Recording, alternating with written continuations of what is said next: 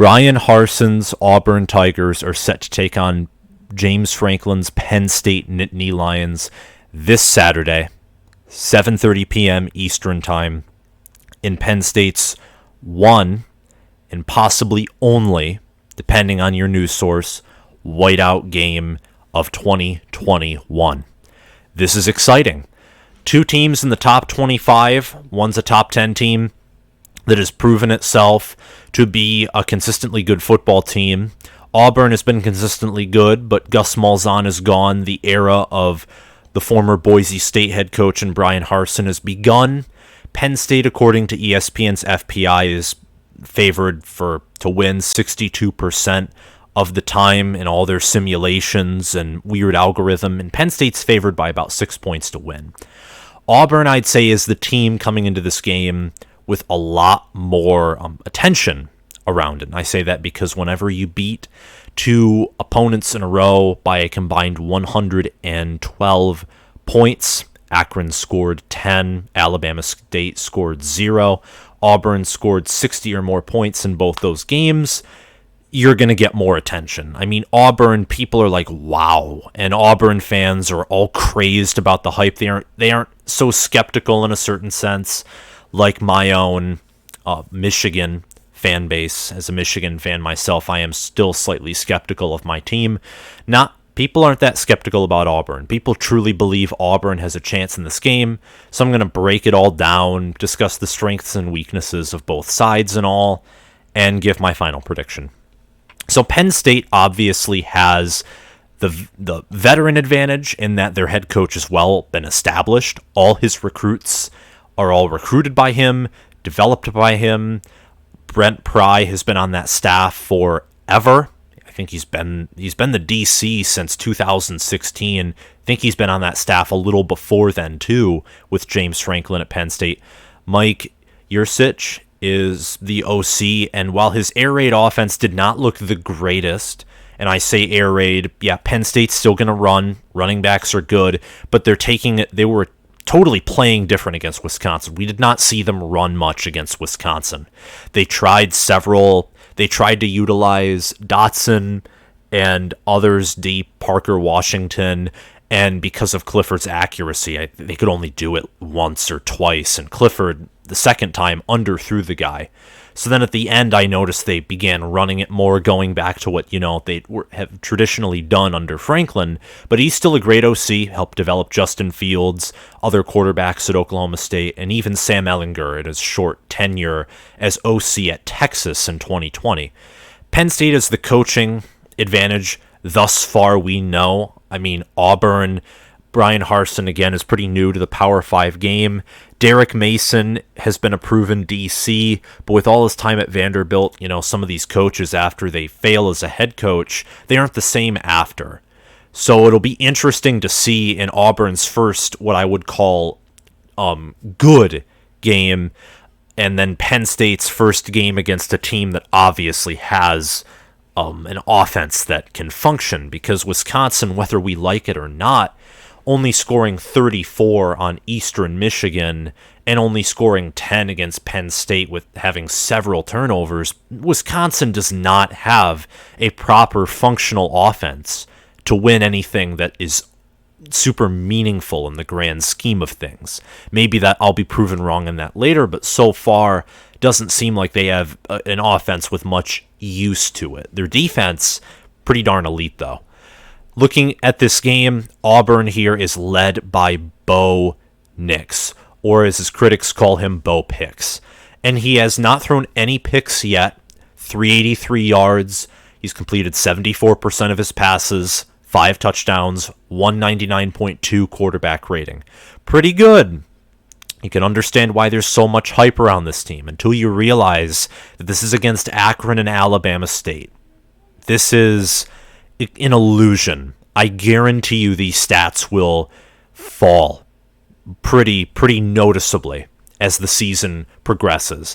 Not to say that he hasn't improved, but there were people saying in the comments of videos, because I was watching highlights of the Alabama State game, watched some highlights of the Penn State Ball State game where Penn State defensively bullied Ball State several millions of times over. It was unbelievable.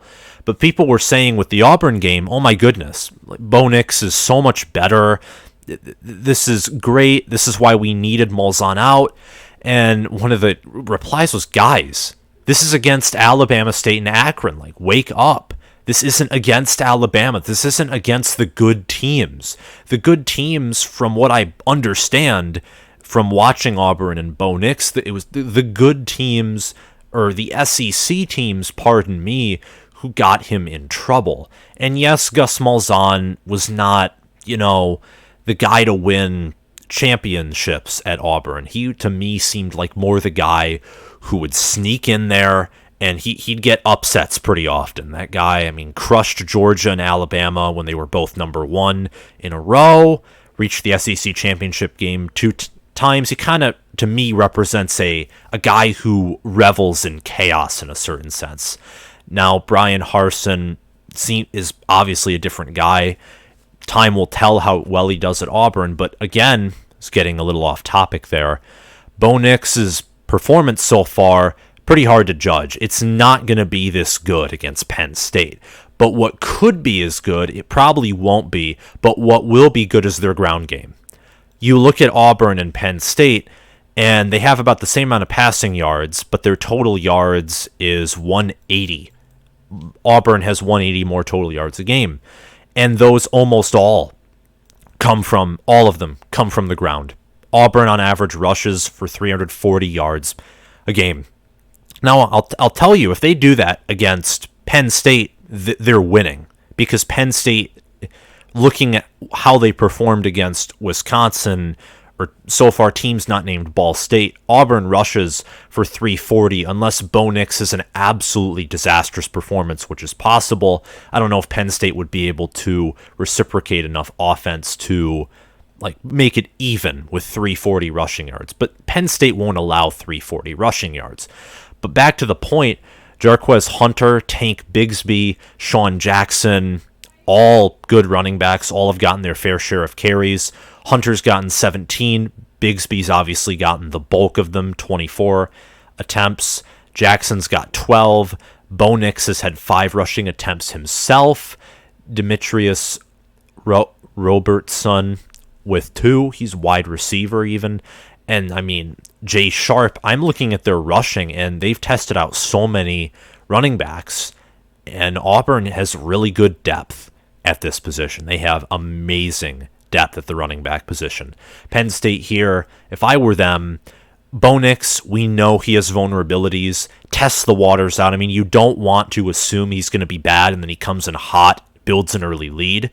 But you need to focus on the run game. Because Auburn is, you ignore the run game and you think that Wisconsin had a good run game, you will get burned by these backs. For receiving, Shedrick Jackson and Demetrius Robertson, that name appeared in the rushing category as well. Jackson has 90 receiving yards. Robertson has 89. Robertson has 2 touchdowns. Jackson does not have a touchdown. Kobe Hudson, Javarius Johnson, and Malcolm Johnson Jr. each have a touchdown, along with Sean Shivers, who is a running back.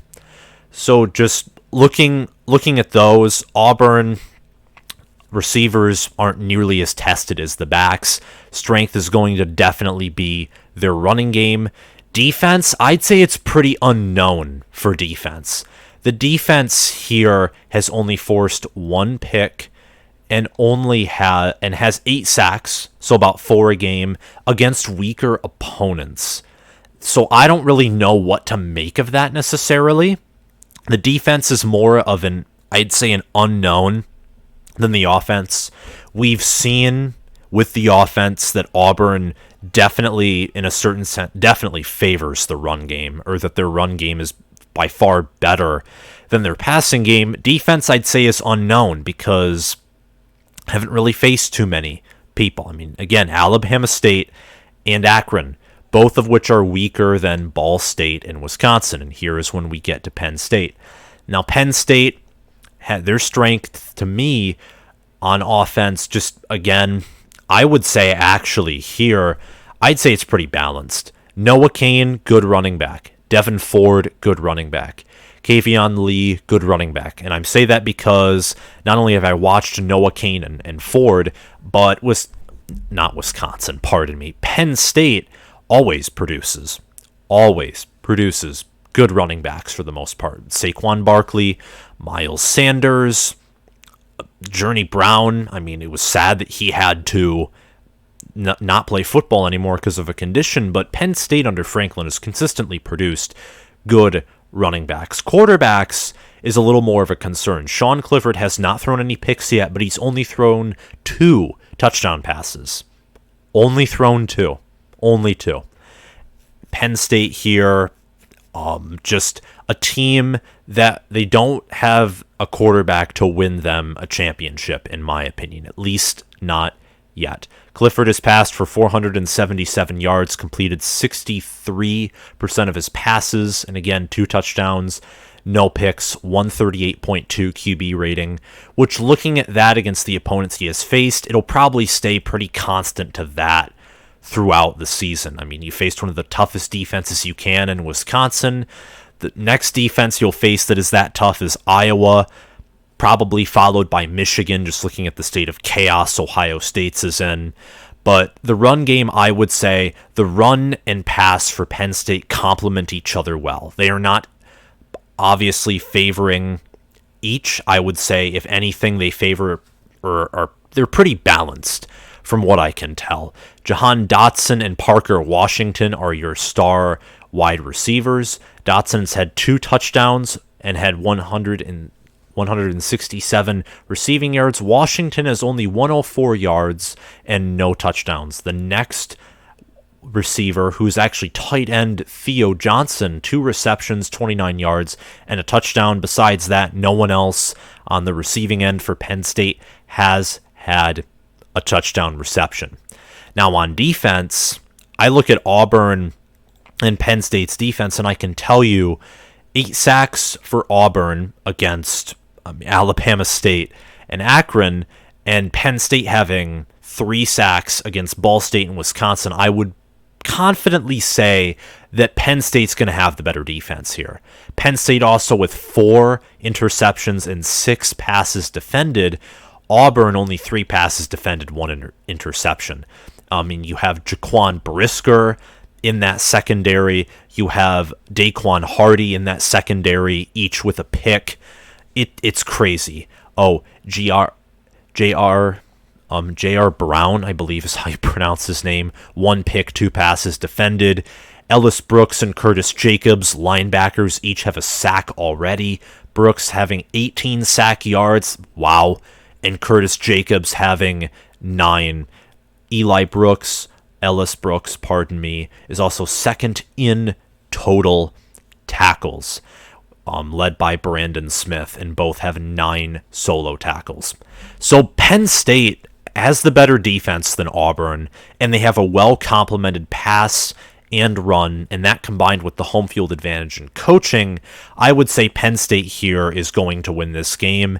And I think this game it'll be closer, it'll be competitive than some might believe, but I would say, looking at this game, Penn State will likely win between, 7 to 17 points. I can't see them pulling a 2017 Penn State where they ran like a hot knife through butter against Michigan and other opponents as well. Also like what they did in 16 and some other games in their better seasons.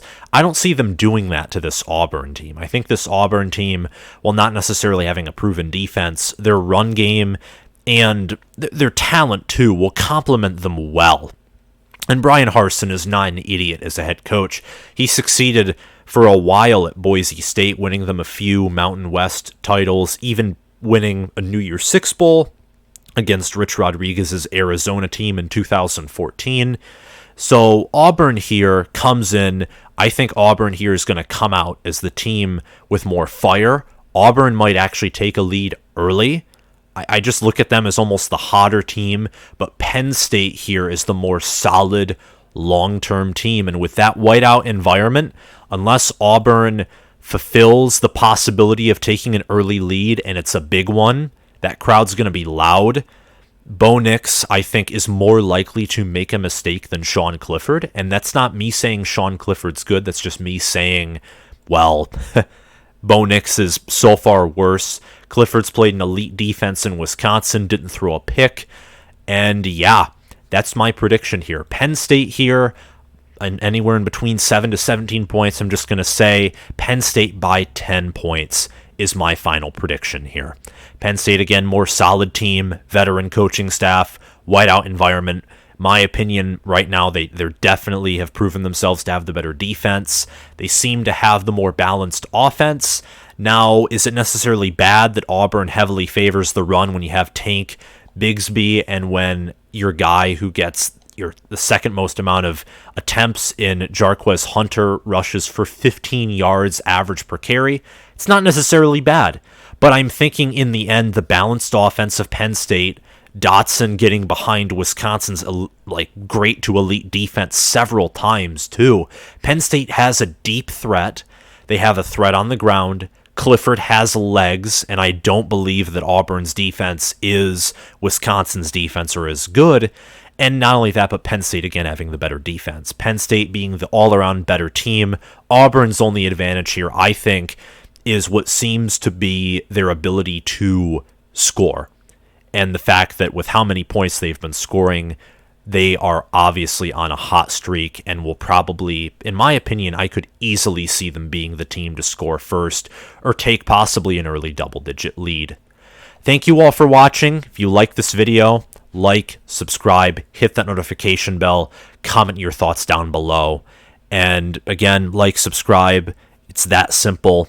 I love it when people join the community. That's all we want to do here is build community.